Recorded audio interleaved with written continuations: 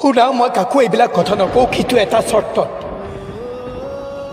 চৰ্তত তুমি আৰু ৰাস্তাত কেতিয়াও থাকিব নোৱাৰা, ফুটপাথত থাকিব নোৱাৰা। তুমি লাগিলে তুমি ইয়াতে থাকিবা, এইখন ঘৰত থাকিবা।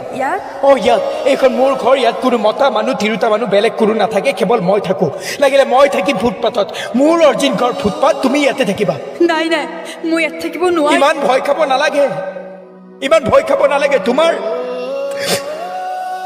তোমাৰ সেন্দুৰখিনিক মই কেতিয়াও অনিষ্ট হ'বলৈ নিদিওঁ, কেতিয়াও নিদিওঁ। তুমি সদায় ইয়াত একদম তুমি হৈ থাকিবা।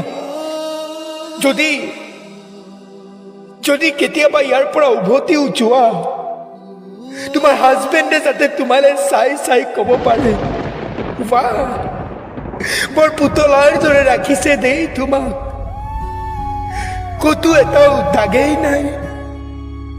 আৰু তেতিয়া তুমিও ক'বা, সঁচা মৰমবোৰ এনেকুৱাই,